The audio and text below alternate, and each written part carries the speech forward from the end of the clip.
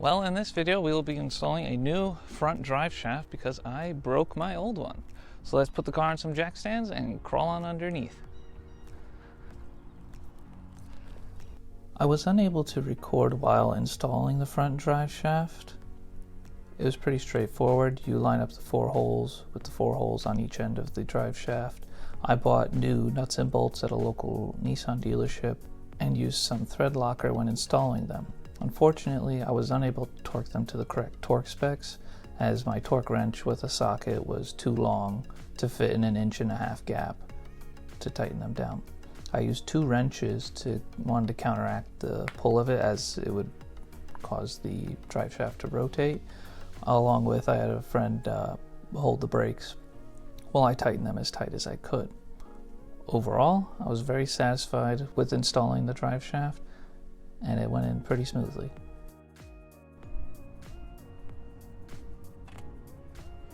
Well, there we go.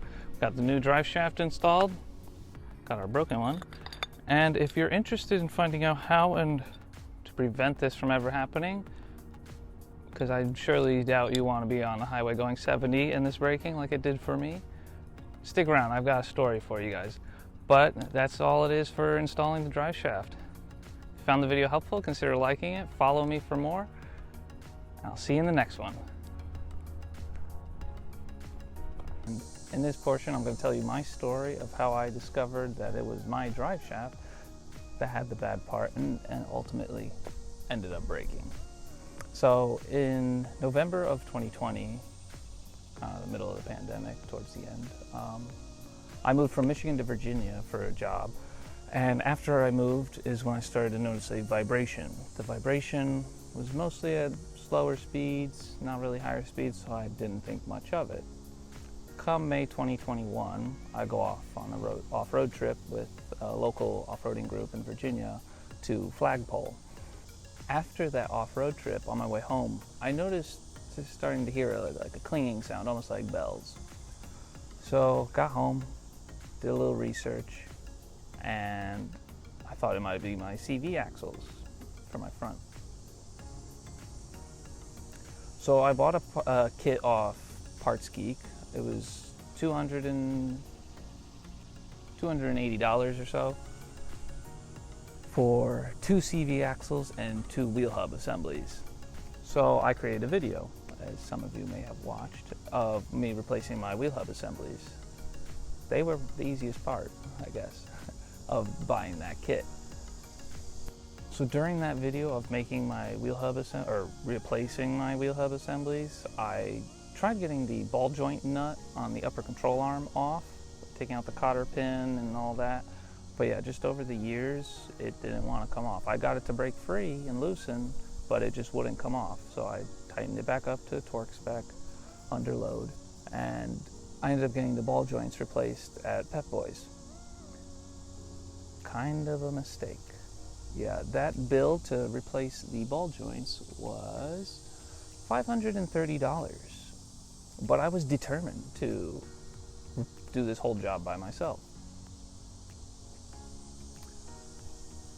So I go to a parking lot, start taking apart the car again, and that's when I realized I can't get the CV. I got the CV axle out of the axle shaft, or out of the differential, but couldn't get it out past the shocks. So I put it back in, tighten everything back up, and now I go to a different mechanic because I'm not going back to Pep Boys. It costs too much.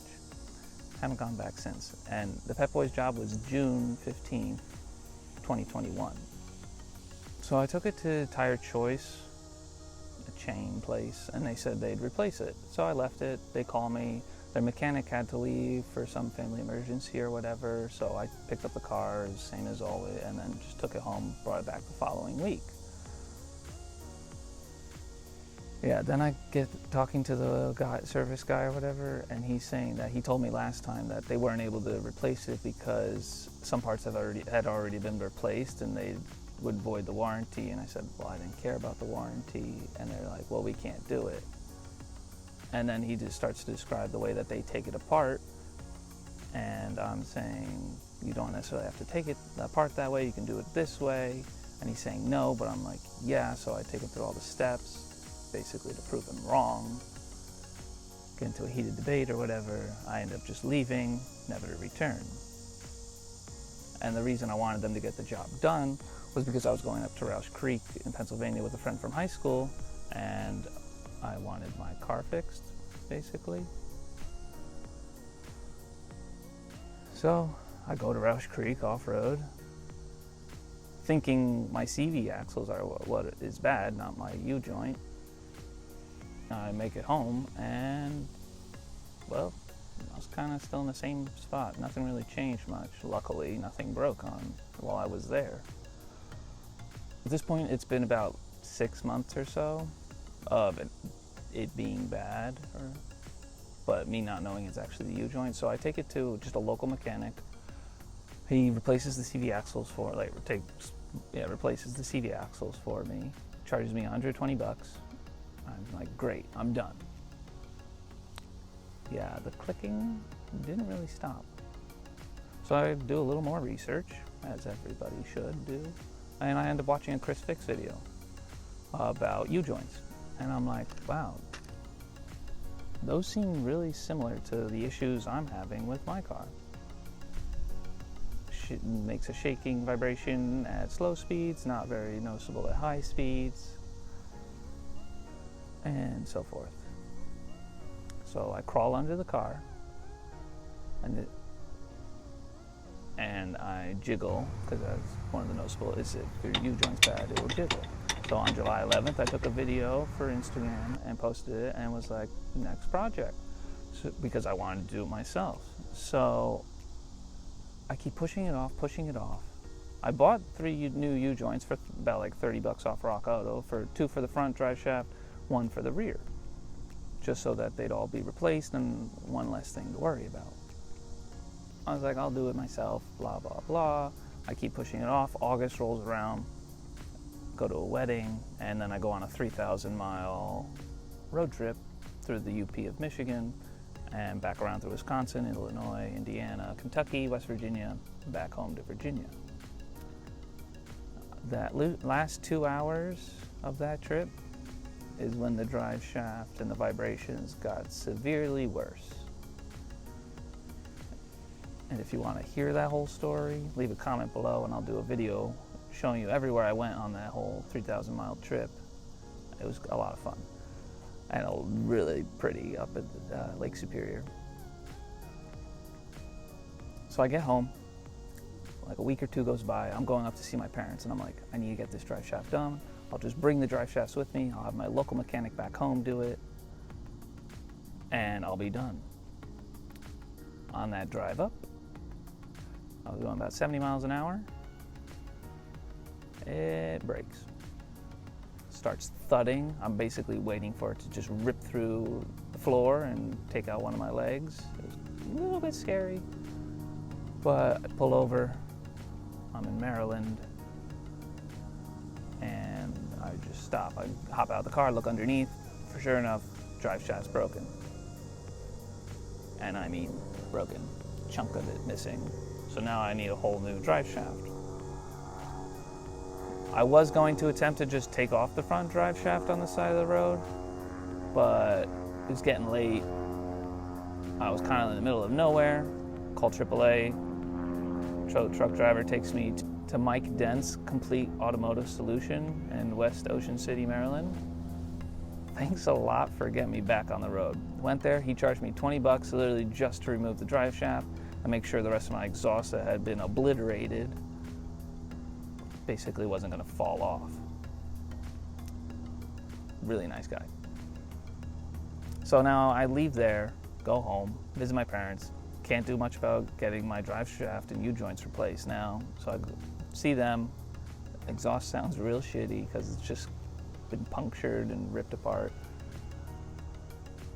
Get back home, back in Virginia. And now I have to buy a bunch more parts. A whole new drive shaft, not just U-joints. A whole new, basically half the exhaust system because it's been ripped apart and it was super old metal, and the mechanic who I was going to take it to said they couldn't do it because it was so old and so thin that it would be better off if I just bought a whole new exhaust system. So buying the drive shaft and the whole exhaust system, that was about $580 off Rock Auto, plus $400 to install the exhaust system, which was, I guess, not too bad. But thank you to Auto Muffler King in Newport News, Virginia. Helped me out with that. So now my car, basically to me, almost sounded like a Prius, because I went weeks with it sounding like a diesel truck, basically. Super loud. So the exhaust's fixed, but my front drive shaft isn't. So I get the new drive shaft, and it's got greasable U-joints. Yeah, I should have just kind of stopped there and just put it on my car and been happy. But I just wanted something which I read offline saying that greasable ones aren't as strong as non-greasable ones for off-road. So, and I'm like, well, I already have the 3 U-joints. So I'll just take it to my local mechanic, the same one who did my CD axles, and he calls me up and says they're not the same size, or the U-joints I supplied aren't the right size. They're too small of a diameter. And I was a little confused, but I mean, he's not lying. I just thought a remanufactured part was they took an old part like this one, fixed it up, made it strong enough and reusable for a new one. But the newer one was beefier, which I guess is better for off-road, but they just weren't the right size. So now I have a half disassembled drive shaft and have to go buy some more parts. So I contact the company who made the drive shaft and ask them what the size is for the U-joints. Yeah, they don't know, which really surprised me. So I get out my calipers, take some measurements, find online like only 2 U-joints that are that size, order 2 of them. They were the Moog part number 456, $20 each. Got 2 of them for 40 off Rock Auto plus tax, whatever. Bring it back to the mechanic. He's like, well, I don't have the right tool to assemble it. And I'm like, okay. So I wait a couple weeks, which really annoyed me at that point. Waits for Snap-on, brings the part.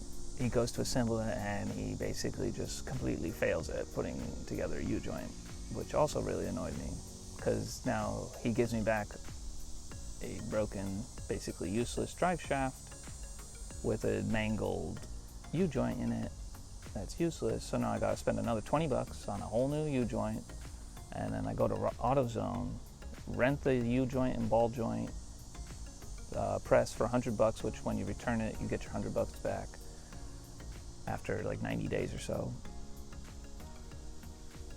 Do all that, take out his mangled one he put in, take out the other one that was perfectly fine, and I probably should have just left it. Replace it with my 2 ungreasable or non-greasable U-joints, and it's set. Great, perfect. I go to remove the other flange, this one that was still attached to the car. Yeah, those nuts and bolts, they weren't coming off. They were really on there. So I take it to a different local mechanic, because basically I just keep going to mechanics at this point. But thank you to Brake King, also in Newport News, for not charging me for taking that off. Really nice. They kind of come in clutch later on, sort of. So I go to a Nissan dealer. That was a hassle in its own self. The teenager didn't know what the hell I was talking about and couldn't get the right part numbers. But in the end, I ended up buying new nuts and bolts, 8 of them for about $30, to install the new drive shaft, because you're not really supposed to use the old ones. Plus mine were old and I didn't really trust them. I put it on. Friend holds the brake. I tighten them as tight as I could, because I couldn't get a torque wrench in there to get them to the right torque spec. Get it on, super satisfied. Take it to the Outer Banks, drive on the beach, give it a little test run. Great. Same friends that I went off-road with back in May when the drive shaft first went bad. They're going on another trip. They invite me. I'm like, great, I'll be there.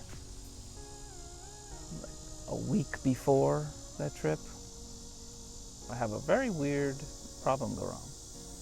The hose to the fuel pump that sends fuel to the engine starts to leak, and eventually completely comes off, and I'm at a traffic light and the car just shuts off. I try starting it, won't start. friendly guy in a Corvette helps me push it off to the side of the road so I'm not blocking traffic anymore. And just called AAA, they tow me back to Brake King, who I have to wait a whole month plus a couple days to basically drop the tank, reconnect it, put the tank back up, and send me on my way. Now I have the drive shaft back in, and that was in May. Basically a whole year since I noticed the clinging sound. The fuel tank part that fell apart, or I didn't have the car for all of June, so now it's July. Get the car back, go on a couple off-road trips up to Peters Mill in Virginia with a friend from high school, same one I went to with Roush Creek, so he get his Jeep badge. Then I went to Flagpole and down Switzer Lake in Western Virginia, and then went to the Outer Banks a couple times, came back, had a lot of fun. Drove on the Blue Ridge Mountain Byway, and that was all July 16th. It's August now. I go back up to Jersey to visit my parents, and I bring that last U-joint I've got that's usable for the rear drive shaft. Bring it home, have my local mechanic there, replace it for me within the weekend I was just visiting.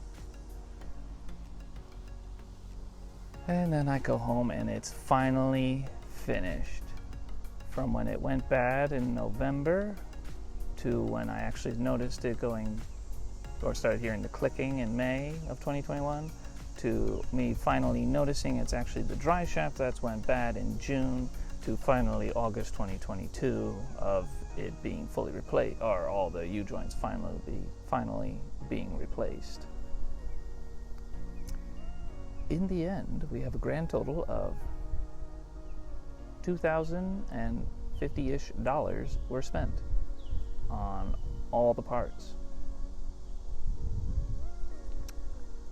Yeah, should have kind of just spent the $30 initially for the U-joints, just taking it to a mechanic, had him replace them, charged me whatever, $100 or so, 120, who knows, replace those for me and send me on my way and never have to think about it. So learn from my mistakes and don't spend $2,000 on something that you could have spent just $30 on. Basically, just don't be like me. Learn from my mistakes like I have. And be safe out there. If you like this video, consider liking it below. Follow me for more, and thank you to all the new subscribers. I haven't forgotten about you. There'll be plenty more videos to come. If you also want to hear about that whole Michigan trip, leave a comment below. I'll post a video of that with cool pictures and videos from that. And remember, that whole trip I had a bad U-joint, so that was kind of fun. My battery did die also early into the trip. Great. But once again, thanks for watching, and I'll see you in the next one.